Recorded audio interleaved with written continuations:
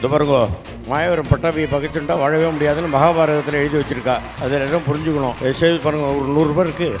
Okay, வேண்டாம், இல்லைன்னா விட்ருங்கோ.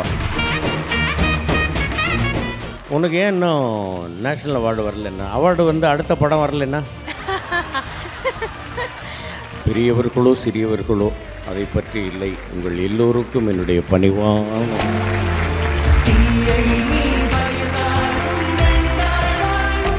Okay. And next award present பண்றதுக்காக அம்மா கிரியேஷன்ஸ் டி சிவா சார் தான் நம்ம ஸ்டேஜுக்கு ஏற்ற போறோம். Please welcome to the stage sir.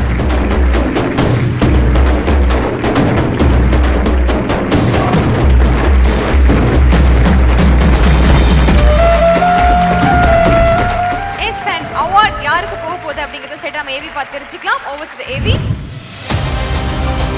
The Behind Woods Gold Icon Award for the Golden Icon of Television, Fiction, M.S. Bhaskar.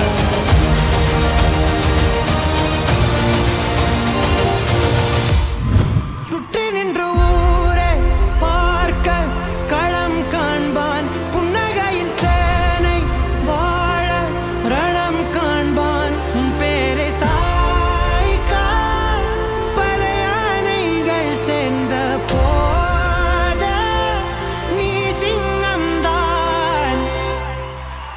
அந்த ஆகாயம் போதாத பறவை ஒன்று நதி கண்ணாடி பார்த்து மனம் நிறைந்தது இன்று. கடலால் தீராத எறும்பின் தாகங்கள் இலையின் மேலாடும் பனி துளி தீர்க்கும்.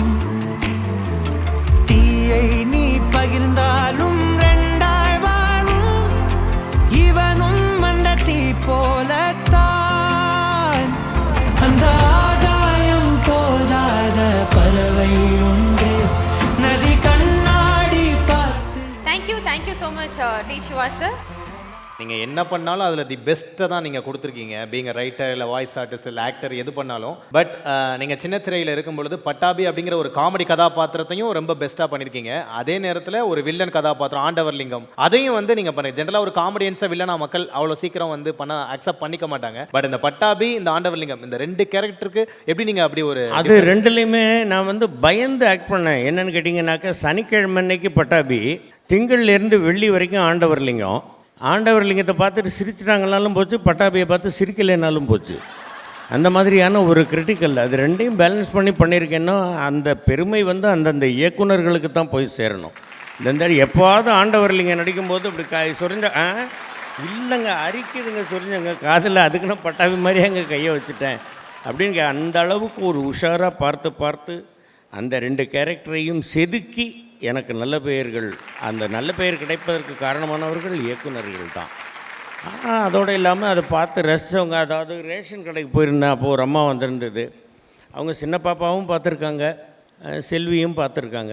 ஏன்பா நீ பாட்டுக்கு சிரிப்பிரி, அவன்கிட்ட 100 ரூபாய் வாங்கின ஓய்ங்க தானே இருந்தேன், என்னத்துக்கு அந்த ராதிகா குடும்பத்தை எப்படி பட்டினுக்கிற அப்படின்னு 2 சீரியலையும் மிக்ஸ் பண்ணிட்டாங்க. நான் சொல்கிறது இதுதான். என் பையனுக்கும் நான் சொன்னேன், கலைத்துறைக்கு வருவதற்கு அவங்க அந்த அளவுக்கு ஆர்வமாக இருக்கிறவங்கள்ட்டையும் நான் சொல்கிறேன், எல்லா லாங்குவேஜையும் ப்ராக்டிஸ் பண்ணுங்கள். தமிழ் பேசுங்க, மலையாளம் பேசுங்க, தெலுங்கு பேசுங்க, எல்லாத்தையும் பேசுங்க. நான் வெறும் இங்கிலீஷ் மட்டும்தான் பேசிக்கிட்டு இருப்பேன் அப்படின்னா child no play in the வெயில், no mummy be playing only in the புளியா மத்தினையில் அப்படின்ற மாதிரி நல்ல ஜாலியாக எல்லா லாங்குவேஜையும் பேசுங்க, எல்லா வட்டார வழக்குகளையும் பேசுங்க, படிங்க, நிறைய படிங்க, நல்ல கருத்துக்களை மக்களுக்கு சொல்லுங்கள் அப்படிங்கிறது தான் நான் உங்கள் எல்லார்ட்டையும் வைக்கக்கூடிய வேண்டுகோள். எனக்கு வந்து என்னை விட இளைஞர்களுக்கு சொல்வதற்கு எனக்கு வயது இருக்குது, அனுபவம் இருக்குது. அதனால் நான் சொல்கிறேன், தயவுசெய்து ஏற்றுக்கங்க. அவ்வளோதான் நான் சொல்லுவேன், வேறு ஒன்றும் இல்லை. Thank you so much sir. Sir ஒரே ஒரு ரெக்வெஸ்ட் மட்டும், அந்த பட்டாபி சார் கேரக்டர் வந்து இத்தனை வருஷம் ஆகியும் இன்னும் மக்கள் மனசில் நிற்கிது. அது ஒரே ஒரு டைலாக், லைக் மாயபுரம் பட்டாபி, முருகுசூர், அந்த மாதிரி ஏதாவது பாருங்கோ. மாயவரம் பட்டாபியை பகைச்சுட்டா வாழவே முடியாதுன்னு மகாபாரதத்தில் எழுதி வச்சுருக்கா. அது எல்லாம் புரிஞ்சுக்கணும். சேவ் பாருங்கள், ஒரு 100 ரூபாய் இருக்குது. அவங்க உடனே செருப்பு. ஓகே, வேண்டாம், இல்லைன்னா விட்ருங்கோ. Thank you sir. தேங்க்யூ.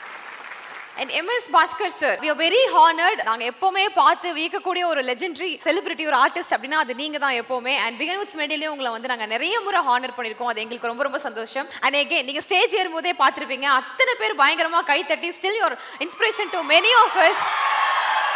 அண்ட் இத்தனை வருஷமா சஸ்டெயின் பண்ணி ஒரு ஃபேன்ஸை ஹோல்ட் பண்றது அப்படிங்கிறது ரொம்ப பெரிய ஒரு விஷயம். அது உங்களுக்கு எப்பவுமே லைஃப்ல நடந்திருக்கு. எவ்வளவு ஹாப்பியா ஃபீல் பண்றீங்க சார்? மக்களுக்கு என்ன சொல்ல விரும்புறீங்க? அதாவது இந்த இண்டஸ்ட்ரியில் வந்து நான் ஹோல்டு பண்ணி நிற்கிறேன் அப்படிங்கிறது வந்து ஒரு பெரிய வார்த்தை. இதை போன்ற ஆயிரம் அன்பு உள்ளங்கள் தான் என்னை நிற்க வைத்திருக்கிறார்கள் அப்படிங்கிறது தான் ஒன்று. அது மட்டும் இல்லாமல் இந்த கேரக்டரை இவன் ஒழுங்காக நடிப்பான் அப்படின்னு நம்பி கொடுக்கக்கூடிய இயக்குனர்கள். பாஸ்கர் அண்ணன் நம்ம படத்தில் இருந்தால் நல்லாயிருக்கும் அப்படின்னு நினைக்கக்கூடிய எங்கள் சிவா அண்ணன் மாதிரி இருக்கக்கூடிய நல்ல உள்ளங்கள், இந்த மாதிரி எல்லாரும் சேர்ந்து எனக்கு ஆதரவு கொடுத்து கொண்டிருப்பதனால்தான் நான் வந்து 38 ஆண்டுகளாக இந்த இண்டஸ்ட்ரியில் இருந்துக்கிட்டு இருக்கேன். அவர்கள் எல்லோருடைய ஆதரவோடும் நானும் என் குடும்பமும் நிம்மதியாக சாப்பிட்டு கொண்டிருக்கிறோம். அப்படின்னா அது அவங்க எங்களுக்கு போட்டுக்கிட்டு இருக்கிற சாப்பாடு அப்படிங்கிறது தான் உண்மை. புகழ் வந்தாலும் அது கூட கடலான் என்றே அவன் வீரத்தை எல்லாருக்கும் நான் நன்றி சொல்லணும் அப்படின்னாக்க ஆரம்பத்திலேருந்து நான் சொல்லிக்கிட்டே இருக்கணும். இந்த இண்டஸ்ட்ரிக்கு நான் வருவதற்கு காரணமாக இருந்த எங்கள் பெரிய அக்கா ஹேமமாலினி, அவங்க இந்த இண்டஸ்ட்ரிக்கு வர காரணமாக இருந்த எங்கள் காலம் சென்ற செந்தாமரை அப்பா, இந்த உலகத்திற்கு நாங்கள் எல்லாம் வருவதற்கு காரணமாக இருந்த எங்கள் அப்பா அம்மா, ஆண்டவன், இப்போ எங்களுக்கு ஒத்தசையாக இருக்கக்கூடிய எங்கள் பாலா அண்ணா, என் கூட வந்திருக்கக்கூடிய என் அன்பு மகன் ஏழுமலை, இன்னும் அங்கே எங்கள் ஏரியாவில் இருக்கக்கூடியவர்கள், திரைத்துறையில் இருக்கக்கூடியவர்கள் எல்லோருக்கும் என்னுடைய அன்பும் நன்றியும் கலந்த மரியாதையான வணக்கங்கள் அப்படின்னு சொன்னால் மட்டும் போராது. பெரியவர்களோ சிறியவர்களோ அதை பற்றி இல்லை. உங்கள் எல்லோருக்கும் என்னுடைய பணிவான வணக்கம். உள்ளத்திலிருந்து வரக்கூடிய வார்த்தைகள். இதுக்கு மேலே நான் வந்து என்னை பற்றி நானே பேசிக்கிட்டு இருக்கிறது நல்லா இருக்காது. எங்கள் சிவாண்ணன் பேசட்டும். ஆமாம் சிவா சார், உங்ககிட்டேருந்து ஒரு சில வார்த்தைகள் பாஸ்கர் சார் பற்றி. அனைவருக்கும் வணக்கம். பிகைன் வுட்ஸ் அப்படின்றது எனக்கு ரொம்ப ஒரு ஃபேவரட்டான என்னுடைய யூடியூப். அங்கேருந்து எப்போ ஃபோன் கேட்டாலும் எல்லா ஃபங்க்ஷனுக்கும் நான் உடனே மறக்காமல் வந்துடுவேன். எவ்வளோ வேலை இருந்தாலும் ஒதுக்கி வச்சுட்டு வந்துடுவேன். இன்றைக்கி கொஞ்சம் ரொம்ப டைட் ஷெடியூலாக இருந்தது. ஆனால் வந்து ஃபோன் பண்ணி ஆரம்பிக்கும் போதே நீங்கள் பாஸ்கர் சாருக்கு, எம்எஸ் பாஸ்கர் சாருக்கு அவார்டு கொடுக்கணுன்னாங்க. அதை விட ஒரு கொடுப்பனை எனக்கு வேறு எதுவுமே இல்லை. நான் வந்துறேன்னு சொல்லி வந்துட்டேன். ஏன்னா நான் வந்து பாஸ்கர் சாருடைய ஒரு பிக்கெஸ்ட் ஃபேன் அப்படின்னு சொல்லுவேன் நான். ஏன்னா நான் அவரை நான் தமிழ் சினிமாவின் எந்த நடிகரோடவும் ஒரு படி கூட குறைத்து மதிப்பிட மாட்டேன். அவங்களுக்கு எல்லாத்துக்கும் ஈக்குவலான ஒரு நடிகர் அவர். நீங்கள் இந்த சமகால நடிகர்கள் யாரை எடுத்துக்கொண்டாலும் யாருக்கும் சலிக்காத ஒரு நடிகர் அப்படின்னு சொன்னீங்கன்னா அது எம்எஸ் பாஸ்கர் அவர்கள். ஏன்னா அவர் பாஸ்கர் எம்எஸ் பாஸ்கர் அவருடைய பர்ஃபார்மன்ஸ்க்கும் அவர் கெப்பாசிட்டிக்கும் அவருக்கான ரீச் கிடைச்சதை இன்னுமே நான் கிடைக்கலன்னு சொல்லுவேன். இன்னும் கூட அவருக்கு இன்னும் கேரக்டர்ஸ் தேவை. இன்னும் அவருக்கு நம்ம தீனி போடலை. அப்படி ஒரு வெர்சடைல் ஒரு ஆக்டர் நம்ம கையில் வச்சுருக்கோம். அவர் முதல் படம் 1987 திருமதி ஒரு வெகுமதி. அவருக்கான வெகுமதி இன்னும் கிடைக்கவே இல்லை. அந்த நேஷனல் அவார்டு அப்படின்ற அந்த வெகுமதி அவருக்கு வரணுன்றது என்னுடைய ப்ரேயர், என்னோட ஆசை. நம்ம எல்லாரோட விஷனாலையும் எல்லாருடைய வாழ்த்துக்களோட அண்ணன் விரைவில் அதை வாங்கிட்டு வருவார். அப்பேற்பட்ட ஒரு நடிகர். நம்ம ஒரு சும்மா யாரையோ கூப்பிட்டு நீங்கள் நேஷனல் அவார்டு வாங்கணும் அப்படின்னு சொல்கிறது இல்லை. அதுக்கு எல்லா விதமான தகுதியும் உள்ளவர். அதற்கான அந்த வருஷத்துக்கான படங்கள் அந்த லிஸ்ட்டில் போகல, அவர் நடிக்கும் போது அது வரல, அதாவது பெட்டர் ஒன்று வந்துருச்சு. இப்படி ஏதோ ஒரு காரணங்கள் தள்ளி போதே தவிர இதுக்கு எந்த விதமான யாரையும் குறை சொல்ல வேண்டிய நமக்கான நேரம் அது வரணும். அது கண்டிப்பாக அண்ணன் எல்லா அவருக்கு அப்படி இல்லை. அவருக்கு வருஷம் பூரா படங்கள் வந்துகிட்டே இருக்குது. இந்த படம் தான் அவருக்கு அவார்டு படம்லாம் இல்லை. அவர் நடிக்கிற அவருக்கு என்ன ரோல் கொடுத்தாலும் அது அவார்டு படம் தான். அது அது சாதனையை பண்ணும். ஏன்னா அவர் கூட 8 தோட்டாக்கள் ஒரு படத்தில் ஒன்றா பண்ணி புரிஞ்ச அனுபவம் என் லைஃப்பில் பெரிய கொடுப்பினேன். நான் பேசிக்கலாக நான் ப்ரொஃபஷனல் ஆக்டர்லாம் கிடையாது, ஃப்ரெண்ட்ஸ்க்காக போகிறோம். அந்த நேரத்தில் அண்ணன் கூட ஒரு படம் பண்ணது எனக்கு ரொம்ப ரொம்ப சந்தோஷமான விஷயம். அவருக்கு இந்த விருதை கொடுத்தன் மூலமாக எனக்கு நான் ஒரு விருது கொடுத்துட்டு தான் நான் ஃபீல் பண்ணிக்கிறேன். ஏன்னா அப்படி ஒரு வாய்ப்பு அவ்வளோ எல்லாத்துக்கும் கிடைக்காது. ஏன்னா நான் இந்த ஒரு விஷயத்துக்காகவே எனக்கு வேகமாக ஓடி வந்தேன் எனக்கு. நான் அப்பேற்பட்ட மனிதர். ஏன்னா அது மட்டும் இல்லை, the best director actor, best producer actor அவர். பாஸ்கர் சார் ஒரு நாள் ஷூட்டிங்கை 5 நிமிஷம் லேட்டாக வந்தாருன்னு இது வரைக்கும் டேட்டு பிரச்சனை இல்லை.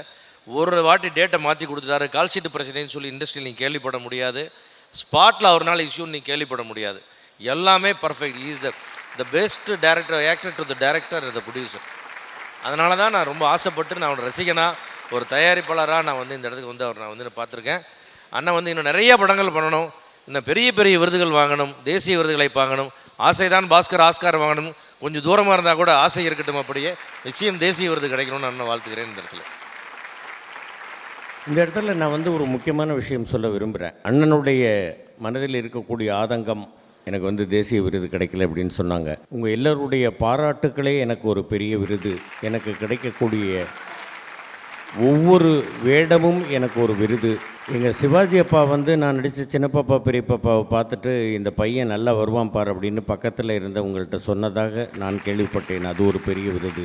என்னில் பாதி இந்த தம்பி அப்படின்னு கமல் அண்ணா சொன்னது எனக்கு ஒரு பெரிய விருது.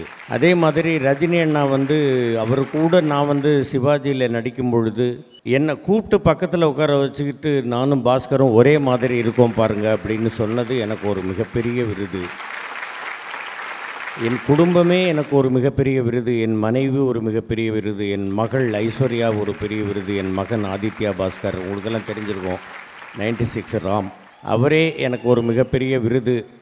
என்னுடைய சம்பந்தி குடும்பம் எனக்கு ஒரு பெரிய விருது. என் சகோதரிகள், சகோதரர்கள், அன்பு உள்ளங்கள், ப்ரொடியூசர்ஸ், தயாரிப்பாளர்கள், directors, assistant directors, music directors, என்னுடைய நண்பர்கள், திரை உலகம், இந்த உலகம், நான் வாழ்ந்து கொண்டிருக்கின்ற இந்த வாழ்க்கை, இவை எல்லாமே இறைவன் எனக்கு அளித்த விருது அப்படின்னு நான் வந்து மனசில் சந்தோஷப்பட்டுக்கிறேன். நீங்கள் சொன்ன மாதிரி தேசிய விருது கிடைச்சதுன்னா ரைட். அது நான் கூட காமெடியாக இல்லைன்னு சொல்லுவாங்க, உனக்கு ஏன் இன்னும் நேஷ்னல் அவார்டு வரலன்னா, அவார்டு வந்து அடுத்த படம் வரலன்னா, அவார்டும் வரணும், அடுத்த படமும் வரணும்.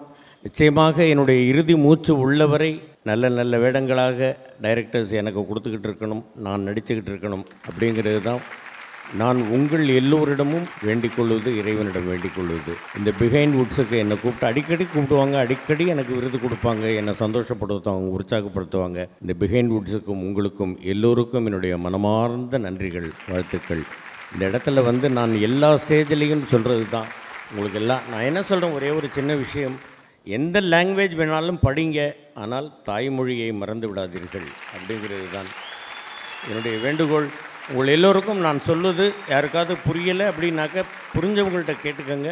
உங்கள் எல்லோருக்கும் கலையாத கல்வியும் குறையாத வயதும் ஓர் கபடு வாராத நட்பும் கன்றாத வளமையும் குன்றாத இளமையும் கழுப்பணி இல்லாத உடலும் சலியாத மனமும் அன்பகலாத துணையும் தவறாத சந்தானமும் தாழாத கீர்த்தியும் மாறாத வார்த்தையும் தடைகள் வாராத குடையும் தொலையாத நிதியமும் கோணாத கோலும் ஒரு துன்பமில்லா வாழ்வும் துய்யனின் பாதத்தில் அன்பும் ஆகிய 16 செல்வங்களையும் இறைவன் வழங்க வேண்டும் என்று நான் கேட்டுக்கொள்கிறேன்.